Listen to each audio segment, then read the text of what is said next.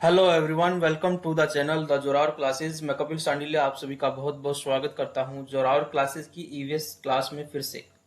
ठीक है, हम डिस्कस कर रहे हैं हमारे जो टेस्ट हुए हैं उनके क्वेश्चन को डिस्कस कर रहे हैं, और हर क्वेश्चन के साथ साथ उस क्वेश्चन से रिलेटेड जितनी भी हिस्ट्री है, जितनी भी स्टोरी हो सकती है, हम उसको रिवाइज कर रहे हैं।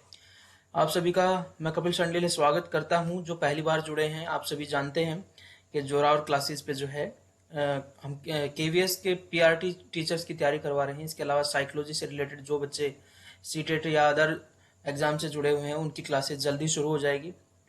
साइकोलॉजी के लिए मैं इसलिए बता रहा हूँ क्योंकि साइकोलॉजी जो हर एग्जाम में आती है वो काफ़ी मेन टॉपिक हो जाता है, और इससे रिलेटेड क्लास जो है जल्दी रिज्यूम हो जाएगी। ठीक है, उसके अलावा जो है ईवीएस साइंस की रेगुलर क्लास आपने देखी है, ईवीएस की, साइंस की या फिर इंग्लिश की, जो भी एग्जाम में इस एग्जाम का पार्ट रहता है, और बाकी एग्जाम्स में जो ये चीज़ें आती रहती हैं। इसके अलावा हिंदी, ठीक है, मैथ, रीजनिंग, सभी क्लासेस जो है वो रिज्यूम हो चुकी हैं। पिछले वीक ही रिज्यूम हो गई थी एक गैप के बाद। और इसके अलावा रीजनिंग, जो भी आपके एग्जाम का बेसिक पार्ट होता है, जनरल एग्जाम का जो पार्ट है, वो सभी क्लासेज यहाँ पे करवाई जा रही हैं। जो नए जुड़े हैं वो उनके लिए बता रहा हूँ, और एक शेड्यूल भी बना हुआ है। उस शेड्यूल के अकॉर्डिंग जो है क्लासेज जो है मंडे से लेकर फ्राइडे तक रहती है। ठीक है, इसके अलावा कभी कभी जो है संडे को एक मैराथन क्लास भी रख दी जाती है, जो आपके टॉपिक्स को रिवाइज करवाने के पर्पज से की जाती है। ठीक है, इसके अलावा इसलिए आप अगर एक आपके लिए सूचना है, जो बच्चे हमारे टेलीग्राम चैनल से नहीं जुड़े हैं तो द जोरावर क्लासेस सर्च कीजिए, द जोरावर क्लासेस। इसके अलावा जो ये वीडियो है इसके इसमें लिंक भी दिया होगा, टेलीग्राम लिंक दिया होगा, उस पर जाके आप हमारे ग्रुप से जुड़ सकते हैं, जिससे आपको जो है टीचर से रिलेटेड बहुत सारी इन्फॉर्मेशन जो है प्रोवाइड की जाएंगी। ठीक है, और अगर आप हमारे कोर्स से जुड़ना चाहते हैं तो वो कोर्स भी जो है आप Zorawar app, the Zorawar classes नाम की ऐप है, वो आप उसको डाउनलोड कीजिए और उससे जो है हमें हमारे साथ ज्वाइन कर सकते हैं। चलिए जल्दी से शुरू करते हैं। Which movement was not under Mahatma Gandhi ji? ठीक है, कौन सा आंदोलन महात्मा गांधी जी के अधीन नहीं था? अगर अपने आपने पिछली क्लास हमारी ईवीएस की है तो आप इजीली इसका आंसर दे सकते हैं कि आपने क्रोनोलॉजी समझाई थी हमने आपके कि इंडिया में अगर गांधी जी को पढ़ना है तो 1915 से शुरू करेंगे। ठीक है, अब हम देखेंगे सभी जितने भी ये मूवमेंट है वो कब हुए हैं। देखिए 1942 में हुआ है 8 अगस्त को क्विट इंडिया मूवमेंट। ठीक है, 8 अगस्त को जो है मुंबई के ग्वालियर टैंक से हमने बताया था कि ग्वालियर टैंक से गांधी जी भाषण देते हैं, और वहां पर शुरुआत करते हैं क्विट इंडिया मूवमेंट की, या भारत छोड़ो आंदोलन की, जिसको अंग्रेजों भारत छोड़ो आंदोलन भी कहा जाता है। अब ग्वालियर टैंक से शुरू किया है 1942 में, तो गांधी जी के अंडर में ही रहेगा ये, क्योंकि 1915 से बाद का है। और आप देखते हैं कि 1917 से लेकर इंडिया में मूवमेंट गांधी जी के शुरू हो जाते हैं और 1947 तक चलते हैं। तो ये तो हमारा गांधी जी के अंडर में है, इसलिए इसको एलिमिनेट कर देंगे, क्योंकि हमसे पूछा है which movement was not under Mahatma Gandhi ji. ठीक है, तो इसको हम, क्योंकि ये था अंडर, इसको हम एलिमिनेट करते हैं। यही वो मोमेंट था जिसमें गांधी जी ने डू और डाई का नारा दिया था। ठीक है, गांधी जी ने कहा था कि मुझे आज़ादी चाहिए, इसी समय रात को, इसी समय, इसी सेकंड चाहिए आज़ादी, और इस आज़ादी के लिए या तो प्रयास करो या उसको प्रयास करते हुए मरो। ये नारा गांधी जी ने दिया था। ये क्वेश्चन भी बहुत इंपॉर्टेंट है। उसके अलावा कहाँ से शुरू किया था? मुंबई से किया था। ये भी बहुत ज़्यादा इंपॉर्टेंट क्वेश्चन पूछा जाता है। ठीक है, इसके अलावा एक कहा जाता है कि कौन से मोमेंट में शुरू होने से पहले ही रात को सभी लीडर्स को पकड़ लिया गया था? तो ऑपरेशन जीरो और नाम से एक ब्रिटिशर्स ने एक ऑपरेशन चलाया था, और ऑपरेशन जीरो ऑर्स के द्वारा जो है गांधी जी को और जो प्रमुख लीडर हैं उन सभी को पकड़ लिया गया और जेल में डाल दिया गया। तो इस जीरो और जो ऑपरेशन है, इसकी वजह से इस मूवमेंट को लीडरलेस मूवमेंट भी कहा जाता है। ठीक है, लीडरलेस मूवमेंट। कुछ बच्चे जो नए जुड़े हैं उनके लिए हम बता दें कि हम क्वेश्चन को इस तरीके से नहीं पढ़ते कि बस पढ़ा और उसका आंसर देख लिया। हम उस क्वेश्चन से लगभग 10-15 क्वेश्चन निकालने की कोशिश करते हैं, और एक अच्छी क्लास साबित हो उसके लिए कोशिश करते हैं। तो ये हमारा ऑप्शन कट गया। अब उसके बाद देखते हैं स्वदेशी मूवमेंट। स्वदेशी मूवमेंट अगर देखें तो ये बंगाल पार्टीशन हुआ था 1905 में, बंगाल विभाजन हुआ था, पार्टीशन। ठीक है, लॉर्ड कर्जन ने किया था। तो ये हुआ था 1905। इसके खिलाफ प्रतिक्रिया में ये शुरू हुआ था स्वदेशी मूवमेंट 1905 में ही। ठीक है, तो इसलिए ये मूवमेंट जो है गांधी जी के आने से पहले का है। तो हमारा आंसर तो बिल्कुल आपसे, यहाँ पे गांधी जी आए हैं 9 जनवरी 1915 को। ठीक है, हमने बताया भी था कि 9 जनवरी 1915 को प्रवासी भारतीय दिवस मनाया जाता है। तो इसलिए मनाया जाता है क्योंकि गांधी जी आए थे भारत साउथ अफ्रीका से वापस। अब है 1905 की बात कर रहे हैं तो गांधी जी नहीं आए हैं, तो this is not under Gandhi ji, that is our right answer. अब देखेंगे बाकी को। तो असहयोग आंदोलन 1920 में शुरू हुआ था, आप सभी जानते हैं। ठीक है, कलकत्ता सेशन जो है वो स्पेशल सेशन बुलाया गया, नागपुर सेशन में इसको पारित किया गया बाद में दिसंबर में, आपको बताया भी गया है पहले। तो ये गांधी जी के अंडर में है, तो ये भी हमारा एलिमिनेट हो रहा है। और civil disobedience movement, this movement was started in 1930। ठीक है, दांडी मार्च हुआ और अप्रैल 1930 में civil disobedience movement Gandhi ji के द्वारा शुरू किया गया। तो ये भी this is not also under Gandhi ji. ठीक है, तो सिविल डिसओबीडियंस के बारे में थोड़ा सा हम आपको और बताएंगे नेक्स्ट क्वेश्चंस के अंदर। तो आप इजीली ईयर, ये सभी सारे इंपॉर्टेंट है, आपके बिल्कुल टिप्स पे होने चाहिए। सारे ईयर ही इंपॉर्टेंट है, जो भी चीज आपको मैं बता रहा हूँ ये अक्सर एग्जाम में आई हुई है और रिपीटेड आ ही रही है, अभी भी रुकी नहीं है। ठीक है, चलिए नेक्स्ट क्वेश्चन की तरफ बढ़ते हैं। नेक्स्ट क्वेश्चन क्या कहते हैं, Khilafat movement was initiated to protest against the insult of, किसके अपमान के विरोध में खिलाफत मूवमेंट स्टार्ट किया गया था। तो खिलाफत मूवमेंट क्या है, सबसे पहले तो यही समझना है। उसके बाद ये इनिशिएट किया गया था protest against the insult of home, किसके अपमान के विरोध में शुरू किया गया था। ठीक है, अब देखिए आगा खां, तुर्किश खलीफा, मोहम्मद अली जिन्ना, अबुल कलाम आजाद, सारे ही इंपॉर्टेंट हैं ये नाम, लेकिन हमें इनमें से ही सिलेक्ट करना है which one is the right answer. अब देखिए जो खिलाफत आंदोलन है वो अगर हम बात करें कि शुरू किया गया था 1919 में शुरू हुआ था। ठीक है, तो 1919 में जब ये शुरू हुआ था खिलाफत आंदोलन, सिचुएशन क्या है वो समझिए। 1914 से लेकर 1914 से लेकर 1919 तक चला था फर्स्ट वर्ल्ड वार। ठीक है, वर्ल्ड वार फर्स्ट चला था और उसमें जो तुर्की था वो धुरी राष्ट्रों के साथ था, टर्की जिसको बोलते हैं, तुर्की या टर्की बोलते हैं।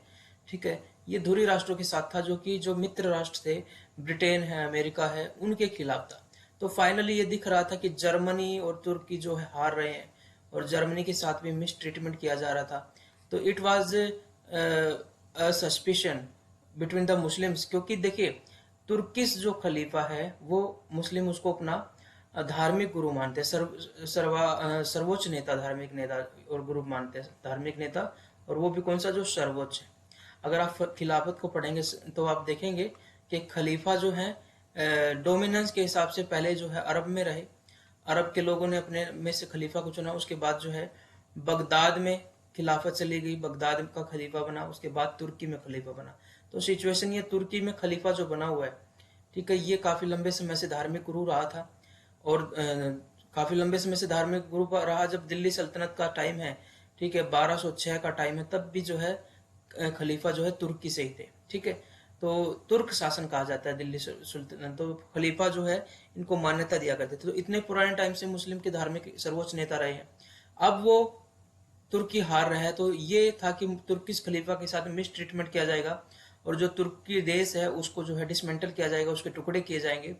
तो इसके अगेंस्ट में जो है इंडियन मुस्लिम जो थे, इंडियन मुस्लिम, उन्होंने एक आंदोलन शुरू किया जिसका नाम है खिलाफत आंदोलन। ठीक है, तो खिलाफत मूवमेंट जो है, और इसको महात्मा गांधी जी ने भी सपोर्ट किया। गांधी जी ने कहा कि ये हिंदू और मुस्लिम की एकता को जो है एक करने का एक बहुत बढ़िया मौका है ब्रिटिशर्स के खिलाफ। ठीक है, तो इस तरीके से जो है कोशिश की जा रही थी कि भारत के लोगों को एक साथ जोड़ दिया जाए और वो धर्म के नाम पर विभाजित न रहे। अब देखिए यहाँ क्या हो रहा है कि 1919 में जो खिलाफत मूवमेंट शुरू हुआ, ठीक है, उसकी वजह से एक थोड़ी सी दिक्कत ये रही कि लोगों ने जितने भी मुद्दे होते थे, जैसे ये खलीफा का मूवमेंट है, ये प्योरली धार्मिक है, ठीक है, रिलीजन से रिलेटेड है। ठीक है, तो अभी तक अगर मुस्लिम लीग जो है या कोई मुस्लिम जो है वो इंडियन नेशनल कांग्रेस के साथ नहीं था, एक पॉलिटिकल मूवमेंट के साथ नहीं था, ब्रिटिशर्स के खिलाफ नहीं था, तो अब इस खिलाफत मूवमेंट की वजह से वो साथ आ गया। तो वो क्या, इसका एक नेगेटिव इम्पैक्ट ये भी हुआ कि हर इशू को धर्म के चश्मे से देखा जाने लगा।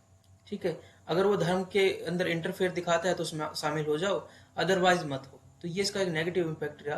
लेकिन फिर भी खिलाफत मूवमेंट से जो है हिंदू मुस्लिम एकता को काफी बल भी मिला था। तो तुर्किश खलीफा के अपमान के विरोध में ये मूवमेंट शुरू किया गया था और एक काफी अच्छा मूवमेंट था। इसके तुरंत बाद जो है गांधी जी असहयोग आंदोलन शुरू करते हैं। ठीक है, चलिए शुरू करते हैं। और उसी दौरान रोल्ट एक्ट जो है मूवमेंट भी शुरू किया गया था। चलिए नेक्स्ट क्वेश्चन देखते हैं। अच्छा, ये जो नाम है आगा खां, ये आपको बाद में जब अच्छा सा क्वेश्चन आएगा तभी डिस्कस करवाएंगे। ठीक है, उससे पहले डिस्कस नहीं करवाएंगे क्योंकि इतने यहाँ पर इसका जो है ज्यादा अच्छे से कनेक्ट नहीं हो पाएगा। In which session Congress and Muslim League came together, वो कौन सा सेशन था? कांग्रेस और मुस्लिम लीग किस अधिवेशन में एक साथ आए थे? ठीक है, मुस्लिम लीग की स्थापना, आप देखिए समझाता हूं मैं आपको कि मुस्लिम लीग की स्थापना हुई थी 1906 में, 1906 में, क्योंकि बंगाल में 1905 का टाइम आप देख रहे हैं जब यहाँ पर स्वदेशी मूवमेंट चल रहा है। इसको बंग भंग आंदोलन भी कहा जाता है।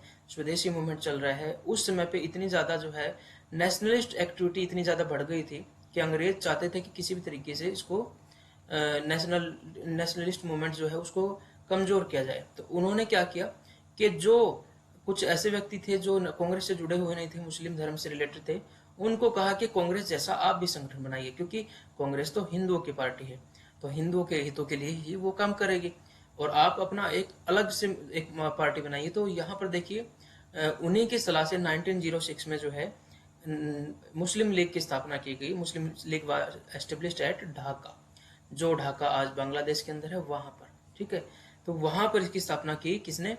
नवाब सलीमुल्लाह ने। तो ये क्वेश्चन आपसे पूछ सकता है कि मुस्लिम लीग की स्थापना कब हुई, कहाँ हुई और किसने स्थापना की। ठीक है, तो ये व्यक्ति ने जो है सलीमुल्लाह ने इसकी स्थापना की थी। लेकिन जब खिलाफत मूवमेंट आ रहा था, ठीक है, 1914 के बाद, ठीक है, 1916 आ गया था, ठीक है, और दिख रहा था कि तुर्की हारने वाला है, तो मुस्लिम लीग भी कांग्रेस के पास आ गई थी। ठीक है, तो लखनऊ का एक सम्मेलन हुआ, लखनऊ का कांग्रेस का सेशन हुआ, और यहीं पर 1916 में मुस्लिम लीग ने भी अपना सेशन रखा, और दोनों एक ही मंच से जो है अपने सेशन को चला रहे थे। तो मुस्लिम लीग का सेशन भी लखनऊ में 1916 वाला यहीं पे हुआ, और कांग्रेस का भी यहीं पे हुआ। ठीक है, तो यहाँ पर कांग्रेस और मुस्लिम लीग जो है एक साथ आए थे, एक ही मंच पे आए थे। इसके अलावा इस सम्मेलन के जो अध्यक्ष थे, कांग्रेस के अध्यक्ष थे, उसका नाम है अंबिका मजूमदार। ठीक है, अंबिका चरण मजूमदार पूरा नाम है, अंबिका चरण मजूमदार। व्यक्ति पुरुष है ये। ठीक है, पहले मैं इसको महिला समझता था अंबिका इस तरीके से, लेकिन बाद में ये मुझे क्लियर हुआ कि ये कोई मेल है। तो अंबिका चरण Majumdar was president of that session of Congress, और मुस्लिम लीग भी वहां पर मौजूद थी। और इस सेशन का एक बहुत बड़ा इम्पैक्ट कांग्रेस के लिए भी यही था कि जो एक्सट्रीमिस्ट थे, यानी कि गर्म दल थे, जो कि 1907 का डिवीजन हुआ था, सूरत विभाजन हुआ था, प्लस जो मॉडरेट थे, दोनों ही दोबारा से कांग्रेस में जुड़ गए थे। ठीक है, तो यहाँ पर एक क्वेश्चन ये भी आ जाता है कि मॉडरेट और ये कहाँ पर आगे जुड़े? यहीं पे आगे जुड़े। अंबिका चरण मजूमदार बहुत इंपॉर्टेंट क्वेश्चन बन जाता है यहाँ से। ठीक है, अब लाहौर यहाँ पे नहीं डिस्कस करेंगे। लाहौर का सेशन एक 1929 का सेशन है, जो कि यहाँ पे प्रेजाइड किया था किसने? जवाहरलाल नेहरू ने। ठीक है, और जवाहरलाल नेहरू ने यहाँ पर दिसंबर 29 में जो है इस शुरुआत हुआ था, और इनको अंग्रेजों को कहा गया था कि या तो हमें वो डोमिनियन स्टेटस दे दे और हमारी मांगों को मान ले, otherwise we are going to demand Purna Swarajya. तो पूर्ण स्वराज्य की मांग जो है 1929 के सेशन में की गई थी। लाहौर में रावी नदी के किनारे पर तिरंगा झंडा फहराया गया। ठीक है, और स्वतंत्रता दिवस मनाया गया 26 जनवरी 1930 को। जब तक सेशन वहां चल ही रहा था, तो इसलिए 26 जनवरी का जो इम्पोर्टेंस बढ़ जाती है। वैसे देखिए हमारा संविधान जो है वो 26 नवंबर 1949 को अडोप्ट हो गया था, इसका बहुत बड़ा लार्ज पार्ट। ठीक है, हमने अपना लिया था संविधान को, इसलिए अब संविधान दिवस किस दिन मनाया जाता है? कॉन्स्टिट्यूशन डे, वो 26 नवंबर को मनाया जाता है। ठीक है, लेकिन हमने इस डेट को भी इम्पोर्टेंस देनी थी, क्योंकि 26 जनवरी 1930 के बाद every year it was celebrated as Parakram Diwas के रूप में और स्वतंत्रता दिवस के रूप में मनाया जाता था। तो इस डेट को इम्पोर्टेंस देने के लिए संविधान को लागू कब किया गया? 26 जनवरी 1950 को। ठीक है, तो यहाँ पर ये कनेक्शन आप देख सकते हैं। तो लाहौर बहुत इंपॉर्टेंट है। ठीक है, अब देखिए हरिपुरा सेशन बहुत ज्यादा इंपॉर्टेंट है। 1938 का ये सेशन है। हरिपुरा गुजरात में है, ये भी पूछ लेता है। ठीक है, कि कहाँ पर है हरिपुरा? वो गुजरात में है। आप कैसे कनेक्ट कर सकते हैं इसको मैं बाद में बताऊंगा। सबसे पहले इसमें देख लेते हैं कि first time it was Subhash Chandra Bose was selected as the president of Congress. Congress के प्रेसिडेंट के रूप में सुभाष चंद्र बोस फर्स्ट टाइम यहाँ पे सिलेक्ट हुए, ठीक है। लेकिन कांग्रेस के काम करने के उस समय के तरीके, क्योंकि अब देखिए क्या हो रहा है, 1938 है, उसके बाद आएगा 1939 and world war 2 is going to begin, ठीक है, वर्ल्ड वार 2 से शुरू होने वाला है। तो सुभाष चंद्र बोस देखते हैं इस समय को कि क्योंकि ब्रिटेन यहाँ उलझेगा, अभी अगले साल उलझ गया है समझिए, क्योंकि 1939 में एक और सेशन हुआ कांग्रेस का, and that session was Tripuri session. इसको त्रिपुरी सेशन या त्रिपुरी संकट भी कहा जाता है। क्या क्या सेशन है कि यहाँ पर महात्मा गांधी के सपोर्ट के एक व्यक्ति हैं पट्टाभी सीतारामैया, वो सुभाष चंद्र बोस के अगेंस्ट खड़े हो जाते हैं एज ए कैंडिडेट, लेकिन फिर भी सुभाष चंद्र बोस जीत जाते हैं।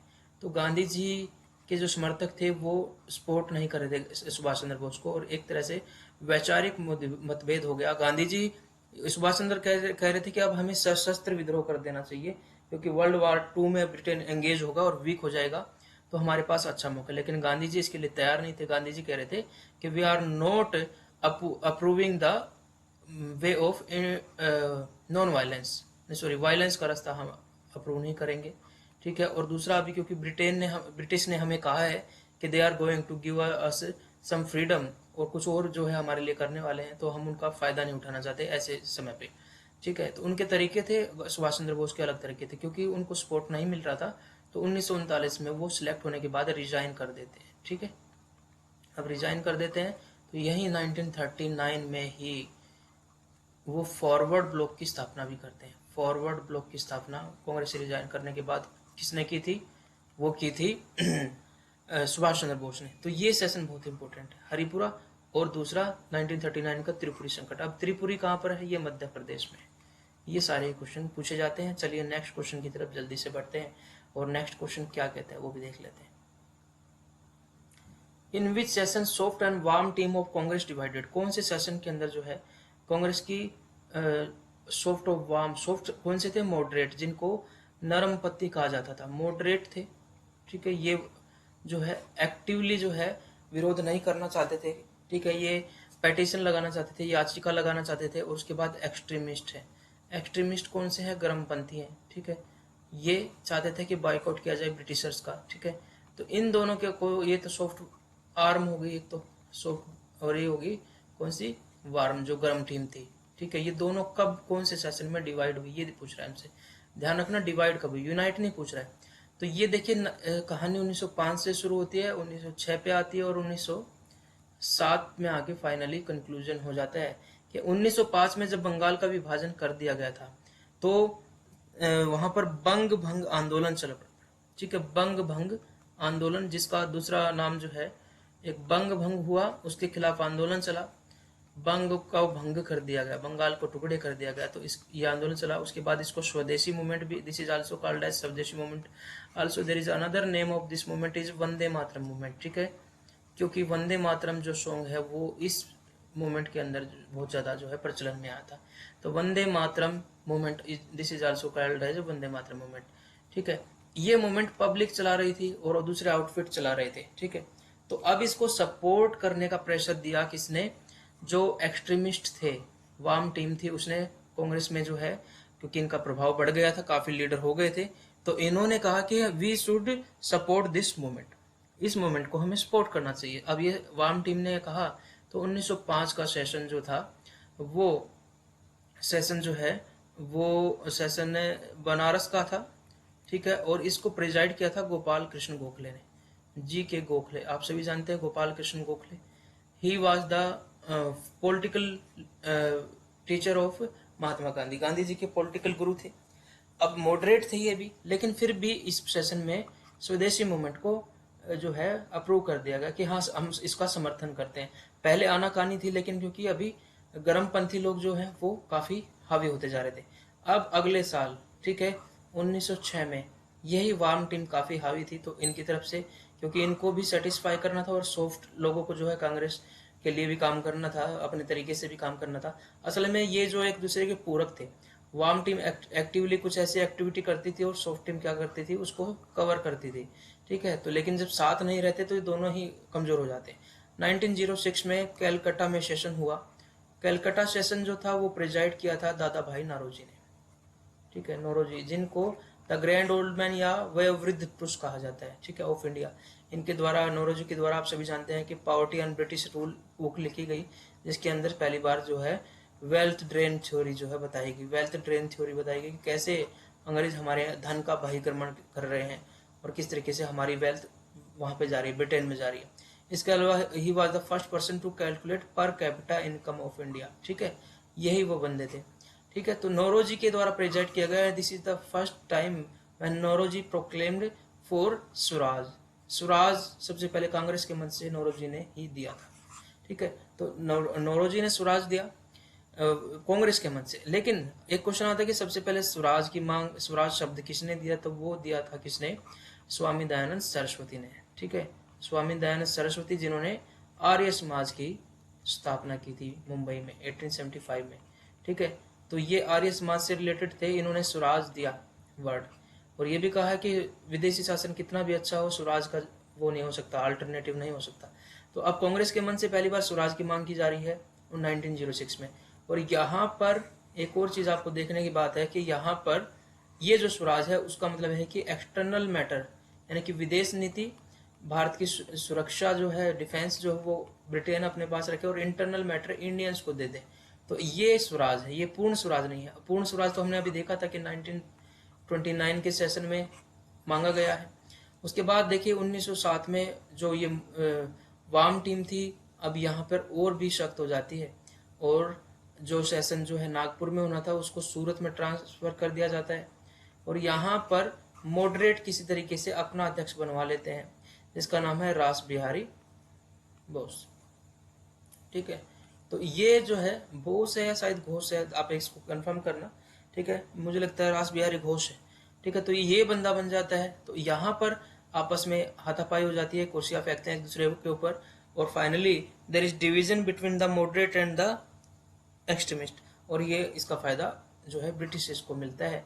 जो एक्सट्रीमिस्ट है उनको जेल में डाल दिया जाता है और मॉडरेट को कहा जाता है हम रिफॉर्म करने वाले हैं। और 1909 में जो है पार्लियामेंटो सुधार के रूप में एक झुंझुना पकड़ा दिया जाता है, जिसमें और आपस में डिवाइड करने की रणनीति होती है, जिसमें सेपरेट इलेक्टोरेट का एक कंसेप्ट दिया जाता है। सेपरेट इलेक्टोरेट मुस्लिम के लिए, मतलब मुस्लिम लोगों को बस मुस्लिम ही लोग वोट देंगे, मतलब हिंदुओं को मुस्लिमों से अलग कर दिया गया और मुस्लिमों को हिंदुओं से। अब जैसे मान लीजिए यहाँ पर मुस्लिम भी रहते हैं, ठीक है, और हिंदू भी रहते हैं। ठीक है, अब यहाँ ये लोग बस अपने ही व्यक्ति को वोट देंगे, तो इनको इनके मुद्दों से कोई मतलब नहीं है। ठीक है, और इनको इनके मुद्दों से मतलब नहीं है। तो ये डिवाइड करने का एक तरीका था। तो अब यहाँ पर समझ में आता है मॉडरेट को भी कि ये तो हमारे साथ खिलवाड़ हुआ। और फाइनली 1916 में आपने देखा 1916 में लखनऊ जो सम्मेलन हुआ उसमें ये दोबारा यूनाइट हो जाते हैं, रीयूनाइट हो जाते हैं। चलिए नेक्स्ट क्वेश्चन देखते हैं। Which brigadier was link to Jallianwala Bagh incident. कौन सा ब्रिगेडियर था जो कि जलियांवाला बाग इंसिडेंट से रिलेटेड था, जलियांवाला बाग कांड से संबंधित ब्रिगेडियर कौन सा है।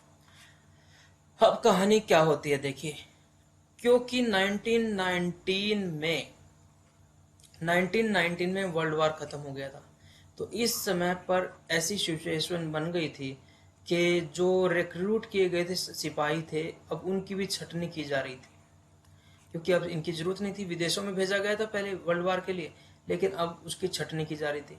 ठीक है, तो ये नौकरी गई इनकी।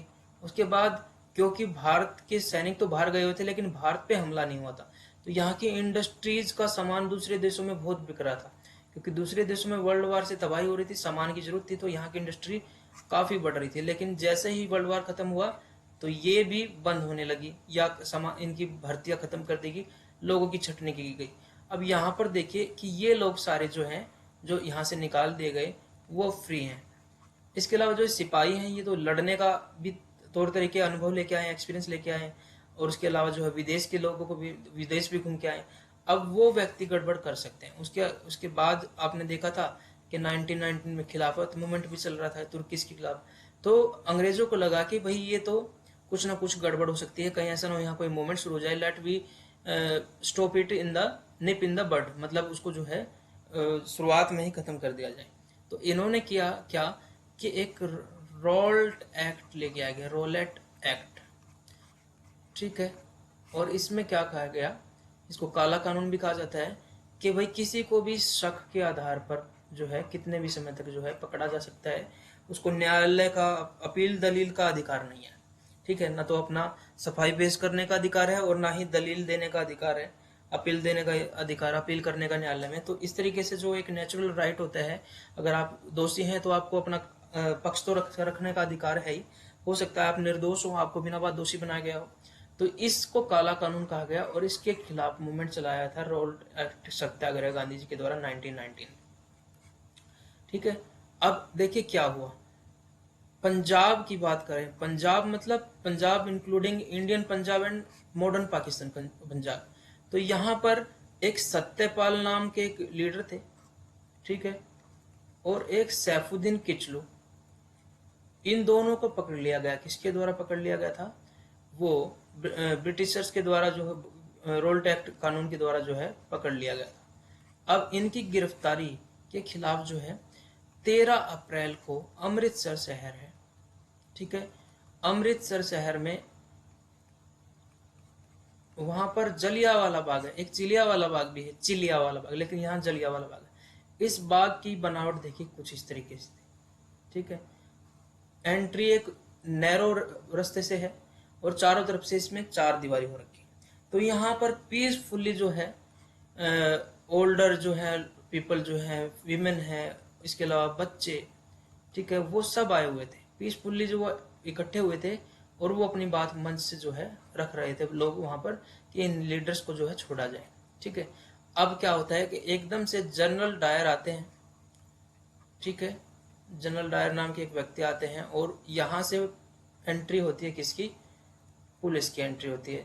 और वो ये ऐसे फ्रंट में बंदूक तान के खड़े हो जाते हैं, यहाँ पब्लिक खड़ी है, ठीक है, और बगैर चेतावनी दिए उन पे गोली चलाना शुरू कर देते हैं। तो यहाँ पर कुछ कुएं होते हैं, लोग उनमें भी कूद जाते हैं और एक के ऊपर एक कूदते रहते हैं और कुएं भर जाते हैं, लोगों की लाशों से दब जाते हैं, एक दूसरे दम घुटने से मर जाते हैं, कुछ गोली लगने से भी इसमें गिर जाते हैं और यहाँ पर हजारों लोगों को मार दिया जाता है। लेकिन ब्रिटिशर्स कहते थे 300 समथिंग 300 समथिंग जो है डेथ हुई, लेकिन कहा जाता है कि 1100 के आसपास लोगों को मार दिया गया।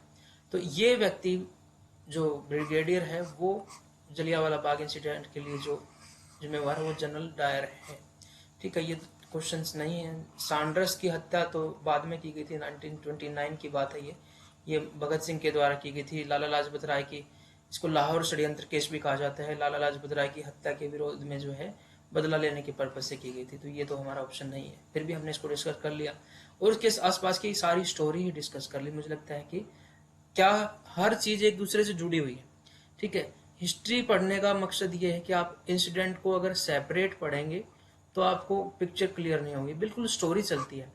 एक स्टोरी 1911 की स्टोरी 1912 से जुड़ी हुई है, फिर 1912 की स्टोरी 1913 से जुड़ी हुई है, ऐसे करके आप चलेंगे तो आप देखेंगे 1919 की स्टोरी, फिर 1919 में जो है यहाँ पर जब जलियांवाला बाग हत्याकांड हो जाता है, फिर उसके बाद 1920 में इसी वजह से नॉन कोऑपरेशन मूवमेंट चलाया जाता है।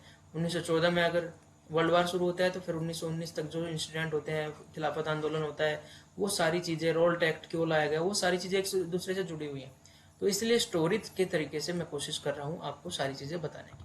चलिए नेक्स्ट क्वेश्चन देखते हैं कि Poona pact was signed between, Poona pact किस किस के बीच में साइन किया गया था। तो Poona pact was signed between whom. देखिए ये बात है, मैंने कहा था कि मैं आपको बताऊंगा सिविल डिफेंस डिसोबीडियंस मूवमेंट के बारे में। तो 1929 में जब लाहौर सेशन हुआ, ठीक है, तो कुछ मांग रखी गई थी कि इन मांगों को हमारी मान लिया जाए कांग्रेस के द्वारा, गांधी जी के द्वारा, अदरवाइज हम पूर्ण स्वराज की मांग करेंगे, ठीक है।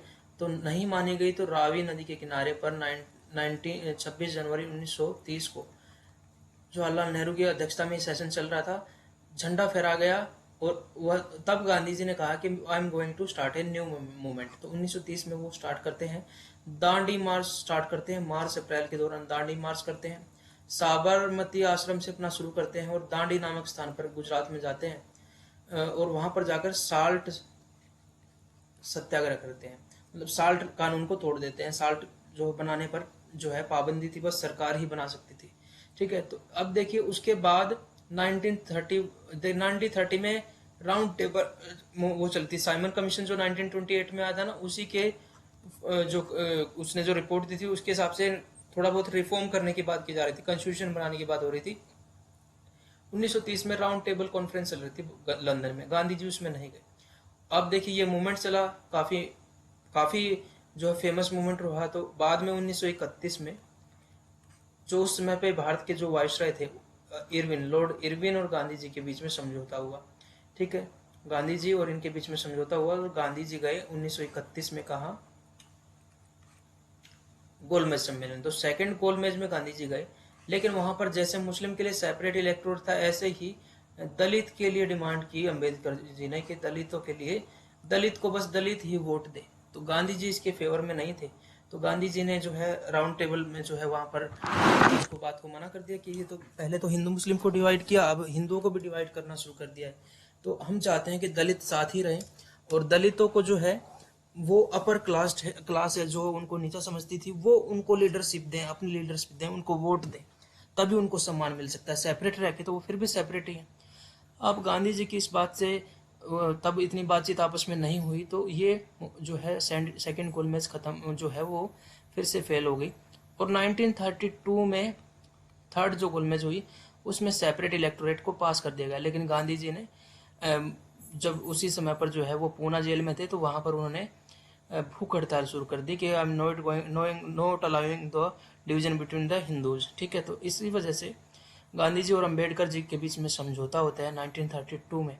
ठीक है, अब देखिए 1932 में गोलमेज सम्मेलन जो तीसरा हो उसके जो कंक्लूजन में एक कम्युनल अवार्ड आया, एक घोषणा हुई जिसको कहते हैं कम्युनल अवार्ड।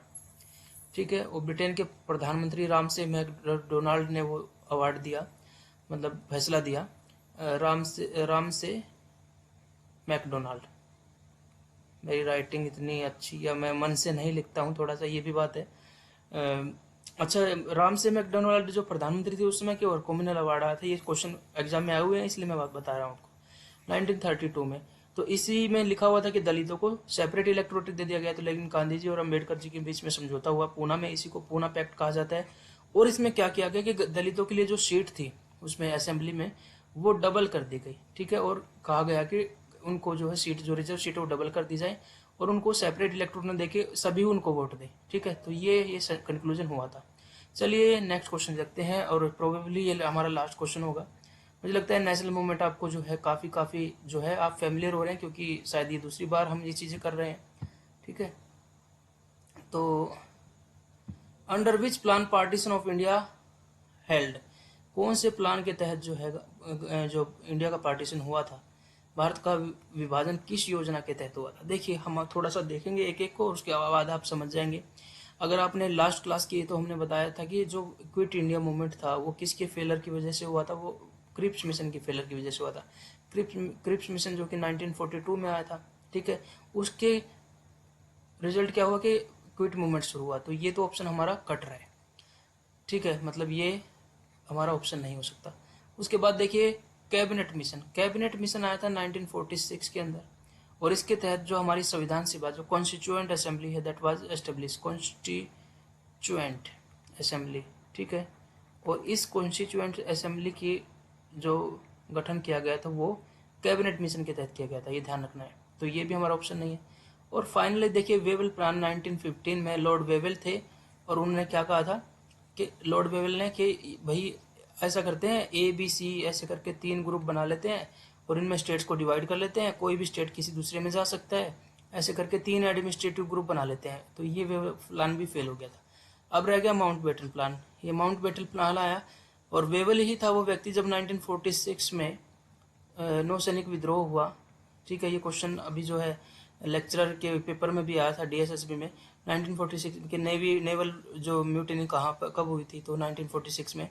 तो इसी ने कहा था कि यहाँ बड़ी क्रांति होने वाली है, अच्छा रहेगा हम सम्मानजनक तरीके से खुद ही निकल जाए। तो कैबिनेट मिशन आया। कैबिनेट मिशन में देखिए हमने संविधान सभा की स्थापना कर ली, लेकिन क्योंकि मुस्लिम लीग अभी सपोर्ट नहीं कर रही थी, तो फाइनली माउंटबेटन प्लान आया और लॉर्ड माउंटबेटन जो है वो यहाँ के वाइसराय बनाए गए और उन्होंने पार्टीशन ऑफ इंडिया का प्लान दिया।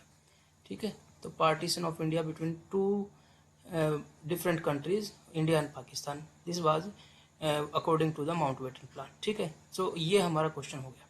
तो ये हमारा सेशन हम यहीं पे रोकते हैं, क्योंकि ज़्यादा लंबा सेशन भी करने का फ़ायदा नहीं है। ज़्यादा क्वेश्चंस की जगह जो चीज़ें हम कर रहे हैं उसी को अच्छे से समझें, ताकि परमानेंटली हम उसको समझें, एक ही रिवीजन के बाद हमें सारी चीज़ें रिमाइंड हो जाए। तो यहाँ पर हम इसको रोकते हैं, नेक्स्ट क्लास में हम का बचा हुआ हिस्सा करेंगे। बस आपको थोड़ा सा हम लास्ट में आपको पता ही, हम थोड़ी सी बात करते हैं कैसे मैनेज करें सारी चीज़ों को, कैसे पढ़ें। तो आपको हम हर बार कहते हैं कि हम जो है, आपको कितना भी बोल लें, finally it comes from inside of you. ठीक है, आपके अंदर से वो बात आनी चाहिए।